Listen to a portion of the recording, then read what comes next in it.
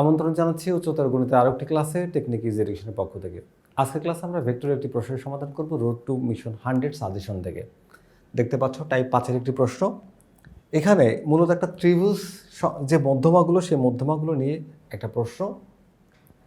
আমরা যদি প্রশ্নটি একটু দেখে নিই, ত্রিভুজ PQR, এখানে QR, RP এবং PQ ত্রিভুজের বাহুর মধ্যবিন্দু যথাক্রমে L, M এবং N, অর্থাৎ এই বাহুর মধ্যবিন্দু হচ্ছে L, এই বাহুর মধ্যবিন্দু হচ্ছে M আর এই PQ এর মধ্যবিন্দু হচ্ছে N। তাহলে কি হবে, এই যে তিনটা মধ্যমা এদের যোগফলটা 0 হবে, এটা ভেক্টর পদ্ধতি প্রকাশ করে দিই, মানে ভেক্টরের মাধ্যমে আমরা এটা প্রমাণ করার চেষ্টা করব। তো এখন আমরা এই ত্রিভুজটা দেখতে পাচ্ছি, আমাদের যে উদ্দীপকে যে তথ্য দেওয়া ছিল সেই তথ্য অনুসারে আমরা চিত্রটি আঁকলাম। এই চিত্র থেকে এখন আমরা সমাধান করব। তো আমি তোমাদেরকে একটু সহজভাবে এটা সমাধান করতে চাই, এই জন্য আমি একটা চিত্র এখানে এঁকে নিলাম। তো এখন এই ত্রিভুজের মধ্যে আমরা ভেক্টরে যে ত্রিভুজ বিধি আছে সেই ত্রিভুজ বিধি অ্যাপ্লাই করে তিনটা সমীকরণ তৈরি করব তিনটা মধ্যমার জন্য। তো আমাকে অ্যাকচুয়ালি প্রমাণ করতে বলা হয়েছে কি বলতো, যে PL ভেক্টর প্লাস হচ্ছে QM ভেক্টর প্লাস হচ্ছে RN vector is equals two 0, এটা প্রুফ করতে হবে, বা 0 ভেক্টর, এটা আমাকে প্রমাণ করতে হবে। তো চলো এটা প্রমাণ করার চেষ্টা করি আমরা। এখন প্রথমে আমাদের মান দরকার, এগুলোর মান বের করা দরকার। এই একটা হচ্ছে মধ্যমা, এই একটা মধ্যমা আর এই একটা মধ্যমা। তো আমি প্রত্যেকটা মধ্যমার জন্য একটা করে সমীকরণ তৈরি করব। প্রথমে PLটাকে ধরো। এই PLটা কোথায় পাচ্ছি দেখো তো, তুমি যদি এই ত্রিভুজটাকে নাও তাহলে তুমি এখানে PL পাবা, অথবা তুমি যদি সাইডের ত্রিভুজটাকে নাও এইটা, তাহলে তুমি কি PL এর মানটা বের করতে পারবা। তো আমি যে কোনো একটা ত্রিভুজ নিয়ে নিলাম, ধরো যে আমি এই ত্রিভুজটাকে নিলাম, ত্রিভুজ PQL। আমি এই কোশ্চেন থেকে প্রমাণ করতে চাচ্ছি, যে একদম ডিরেক্ট প্রমাণে চলে যাই আমরা। দেখো প্রথমে আমি ত্রিভুজ কোনটা নিব, এই ত্রিভুজটা যদি আমি নিই একটু, ধরো ত্রিভুজ PQL, এই ত্রিভুজটাকে নাও। ত্রিভুজটাকে দেখো, তাহলে ত্রিভুজ PQL এর ক্ষেত্রে, এই ত্রিভুজের ক্ষেত্রে যদি আমরা ভেক্টরের ত্রিভুজ বিধি অ্যাপ্লাই করি, ভালো করে বুঝো, ভেক্টরের ত্রিভুজ বিধি যেগুলা একদিকে থাকবে, অর্থাৎ যাদের ডিরেকশন একদিকে তাদেরকে তুমি যোগ করতে পারবা।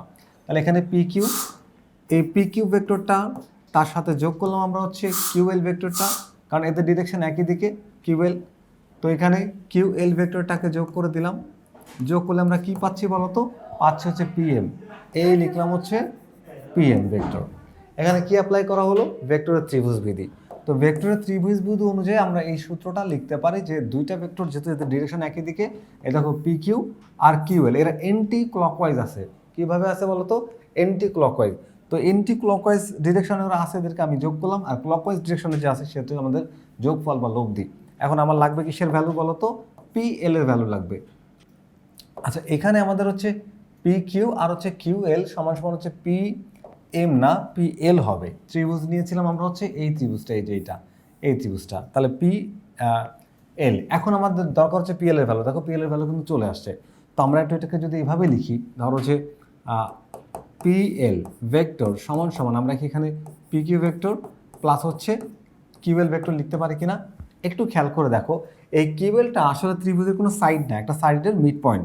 তো আমরা যদি মিড পয়েন্ট, যদি কিউএলটাকে পুরোপুরি কিউআরের সাথে আমি সম্পর্কিত করতে চাই, তাহলে এই কিউএলের পরিবর্তে আমি কি লিখতে পারি বলতো, হাফ অফ QR ভেক্টরও কিন্তু লেখা যায়। এটাকে লিখে দিলাম হাফ অফ QR ভেক্টর। তাহলে এটা আমার হচ্ছে 1 নম্বর সমীকরণ হয়ে গেল। এটা কি হয়ে গেল, 1 নম্বর সমীকরণ। বা তুমি যদি চাও যে না আমি একটু ডিটেলসে করব, তাহলে তুমি এখানে কিউএলটাকেই রেখে দাও, আর পরের লাইনে যে, তাহলে এখানে একটু বা দিতে হবে, পরের লাইনে যে তুমি যে কাজটা করবা সেটা হচ্ছে PL vector is equals to PQ vector. আর এখানে QL এর পরিবর্তে তুমি কি লিখতে পারবা, যে হাফ অফ QR ভেক্টর। এটাকে ধরো 1 নম্বর সমীকরণ। তো সমীকরণ 1 তৈরি হয়ে গেল। এবার আসো এই মানটা বের করতে চাচ্ছি। প্রথমটার কাজ শেষ। এখন আমরা এইটার মান বের করব, এই যে QM ভেক্টরের মান বের করব। তো QM আছে কোথায়, এই দেখো QM। তুমি যদি এই ত্রিভুজটাকে নাও তাহলে QM এর মানটা পেয়ে যাবা। ওই ত্রিভুজটার কি ছিল নাম, PQM। তো আমরা যদি আবার ত্রিভুজ PQM নিয়ে নিই, ত্রিভুজ PQM এর ক্ষেত্রে এবার আবার আমরা ভেক্টরের ট্রায়াঙ্গেল ল অ্যাপ্লাই করব। তো ভেক্টরের ট্রায়াঙ্গেল ল কি ছিল, যে ভেক্টরগুলো একই দিকে তাদেরকে যোগ করা যাবে, অর্থাৎ PQ আর QM, দেখো এদের ডিরেকশন কিন্তু একই দিকে, অর্থাৎ এন্টি ক্লকওয়াইজ। তো এই দুটো ডিরেকশন যেহেতু সেম, আমি এদেরকে যোগ করতে পারবো। একটা হচ্ছে PQ ভেক্টর, এই হলো PQ ভেক্টর প্লাস হচ্ছে QM vector is equals two কি লেখা যাবে, এই অপোজিট ডিরেকশনে আছে হচ্ছে পি এম ভেক্টর। তাহলে এখানে কি লিখতে পারবো বলো তো? লিখতে পারবো হচ্ছে পি এম ভেক্টর। ওকে, এখন আমাদের কি দরকার? দরকার হচ্ছে এই কিউ এম এর ভ্যালুটা বের করা। তো কিউ এম ভেক্টরটা আছে, তাহলে এই পি কিউটাকে ওই পাশে পাঠিয়ে দিই। তো পি কিউটা যেহেতু পজিটিভ, সাইড চেঞ্জ করলে কি হয়ে যাবে? নেগেটিভ হয়ে যাবে। তো এটাকে ওই পাশে পাঠিয়ে আমরা মাইনাস করে দিই। তাহলে Q M vector is equals to P M vector minus P Q vector. কী হবে? পি কিউ ভেক্টর লেখা যায়। একটু খেয়াল করো, পিএমটা অ্যাকচুয়ালি কি? পিএমটা হচ্ছে এই অংশটা। তো আমরা তো ভেক্টরের সাইডের সাথে কানেকশন করছি। পিএম ভেক্টরটাকে পিএম না লিখে আমি কি হাফ পিআর লিখতে পারি কি না? অবশ্যই লিখতে পারি, কারণ M is the midpoint of PR. যেহেতু এম পিআর এর মিড পয়েন্ট বা মধ্যবিন্দু, তাহলে এইটাকে তুলে দিয়ে আমি হাফ অফ কি লিখতে পারি বলো তো? পি আর লিখতে পারি। এবার আমি ডিটেলসে গেলাম না, একবার মনে করো সহজ করে রেখে দিলাম। ওকে, আর এইটা হচ্ছে আমরা প্রমাণ করতে চাচ্ছি। আমাদের 2 নম্বর যে মধ্যমাটা তার ভ্যালুটাও চলে আসছে। 2 নম্বর যে মধ্যমাটা তার ভ্যালুটাও কি চলে আসছে। এখন আমরা থার্ড মধ্যমাটা বের করতে চাই, সেক্ষেত্রে আমি ত্রিভুজটাকে একটু নিচে নিয়ে আসি, তোমাদের বুঝাইতে সুবিধা হবে। তো চলো এবার 3 নম্বরের জন্য আমাদের হচ্ছে আর এন লাগবে। কি লাগবে? আর এন। তো আর এন, এই দেখো আর এন, এই যে এই হচ্ছে আর এন। তো আর এন এর জন্য আমরা চাইলে এই ত্রিভুজটাকে নিতে পারি। ভালো করে খেয়াল করো, আমি ব্ল্যাক মার্ক করে দিলাম, এই ত্রিভুজটাকে নেওয়া যাবে। তো এই ডার্ক মার্ক করা যে ত্রিভুজটার নাম কি? তার P R M, P R N. তাহলে আমরা আবার বলতে পারি যে ট্রায়াঙ্গেল পি আর এন এর ক্ষেত্রে, পি আর এন এর ক্ষেত্রে, অর্থাৎ from the triangle P R N কি লেখা যাবে? যে যাদের ডিরেকশন দেখো, এই পি আর ভেক্টর এবং আর এন ভেক্টর, দুইটা ভেক্টরের ডিরেকশন যেহেতু সেম, ওদের দিকটা একই, তাহলে এই দুইটাকে যোগ করলে অপোজিট ডিরেকশনে যে আছে তাকে আমি সেই যোগফল বা সামেশন বা লব্ধি আকারে লিখতে পারবো। তাহলে এখানে আমরা দুইটা যেহেতু ডিরেকশন একই দিকে আছে, কি পি আর এবং আর এন, তাহলে লিখবো হচ্ছে পি আর ভেক্টর প্লাস হচ্ছে R N vector. R N vector is equals to P N vector. লেখা যায় কিনা? অবশ্যই লেখা যায়। কি অ্যাপ্লাই করছি বলো তো? এখানে প্রত্যেকটার ক্ষেত্রে আমি ত্রিভুজ বিধি সূত্র অ্যাপ্লাই, মানে ত্রিভুজ বিধি বা ট্রায়াঙ্গেল ল বা ত্রিভুজের যে সূত্র, সেই সূত্র অ্যাপ্লাই করছি। তো এখানে আমার অ্যাকচুয়ালি লাগবে কি বলতো? আর এন এর ভ্যালুটা। তাহলে আর এন যদি রেখে দিই, তাহলে পি আরটাকে ওই পাশে পাঠাতে হবে। তো আর এনটাকে রেখে দাও। আর এন, এই যে আর এন ভেক্টরটা থাকলো, তুমি হচ্ছে P N vector minus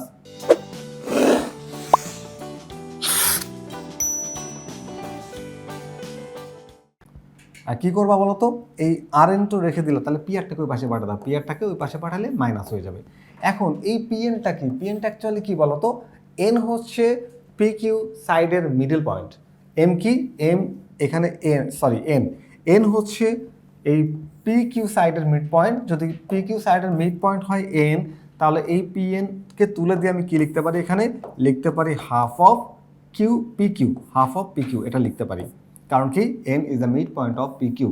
so P N is equals to half of P Q লেখা যায়। তো আমি সেই কাজটা একবারে করে দিলাম, কোনো সমস্যা নাই। এবার এটাকে ধরলাম আমি 3 নম্বর সমীকরণ, থার্ড ইকুয়েশন। তো এখন 3টা ইকুয়েশনকে শুধু আমি অ্যাড করে দেবো। কী করবো বলো তো? যোগ করে দেবো। 3টা সমীকরণ যোগ করলে দেখবো তোমাদের অ্যান্সার চলে আসছে। তো প্রথম সমীকরণে কী ছিল? আমরা সমীকরণ যখন যোগ করতে চাই 1 + 2 + 3, 3টা ইকুয়েশন তুমি যখন যোগ করবা, তাহলে যোগ করলে কিভাবে যোগ করবা? 3টা সমীকরণ যখন যোগ করা হয়, তখন তাদের লেফট সাইডটা লেফট সাইডের সাথে যাবে, রাইট সাইডটা রাইট সাইডের সাথে যাবে। তো আমরা দেখবো যে 3টা ইকুয়েশনের লেফট সাইডে আছে কি বলো তো? ফার্স্ট ইকুয়েশনের লেফট সাইডে আছে হচ্ছে ভেক্টর পিএল ভেক্টর প্লাস হচ্ছে এখানে আছে কি বলতো? Q M vector. তাহলে এখানে কিউ এম ভেক্টর, আর তারপরে আছে কি বলতো? আর এন ভেক্টর। এই 3টা ভেক্টর দেখো, লেফট সাইড কিন্তু অলরেডি আমার প্রমাণ হয়ে গেছে, এই যে প্রমাণ হয়ে গেছে। এখন রাইট সাইডে শুধু 0 দেখাতে পারলেই হবে। তো লেফট সাইডটা তুললাম, এবার আমরা রাইট সাইডটাকেও তুলতে চাই। রাইট সাইডটাই দেখো, 1 নম্বরের রাইট সাইডে কি আছে একটু দেখি।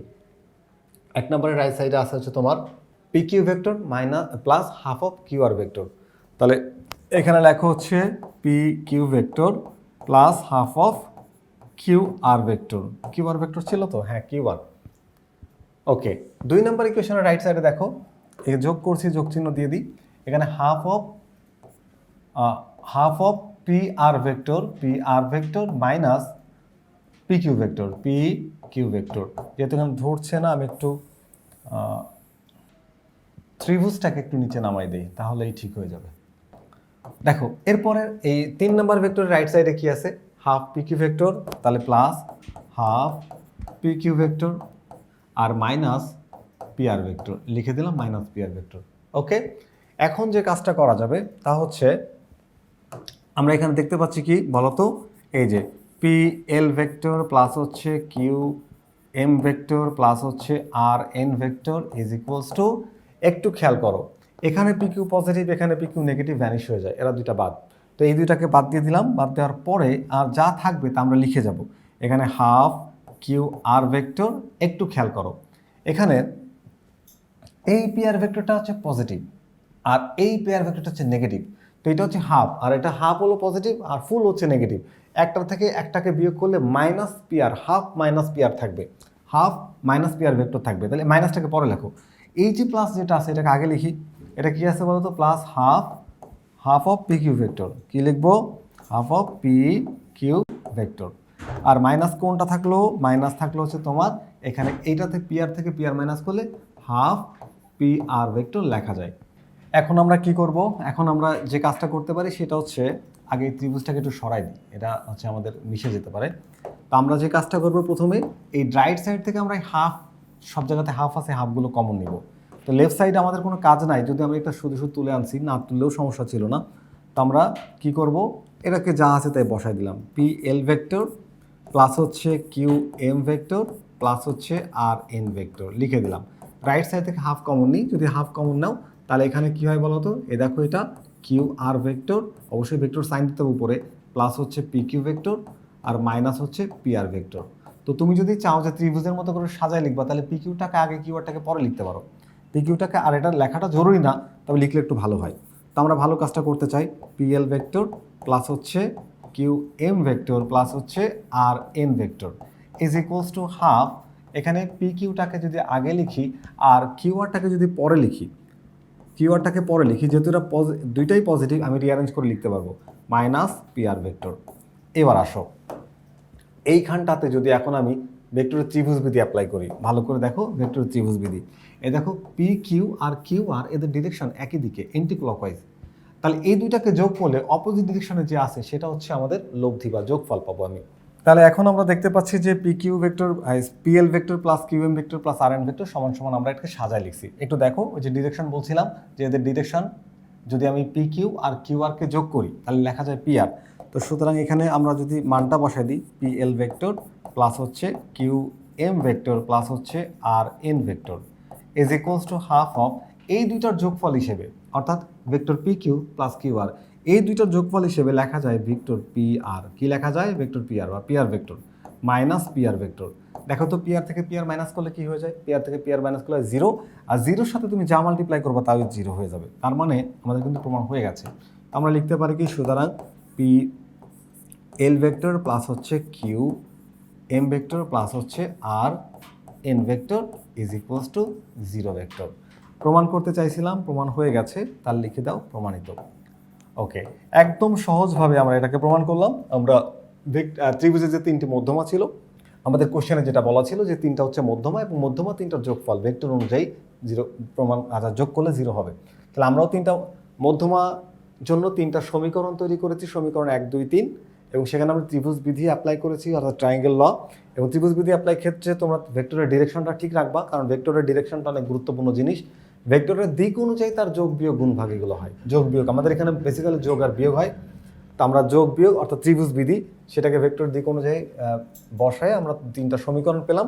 সমীকরণ তিনটাকে যোগ করার পরে আমরা দেখলাম যে এই তিনটা মধ্যমার সমষ্টি জিরো হচ্ছে। আশা করি আজকের এই ক্লাসটি তোমরা বুঝতে পেরেছো। পরবর্তী ক্লাস দেখার আমন্ত্রণ জানিয়ে এই ক্লাসটি এখানেই শেষ করছি।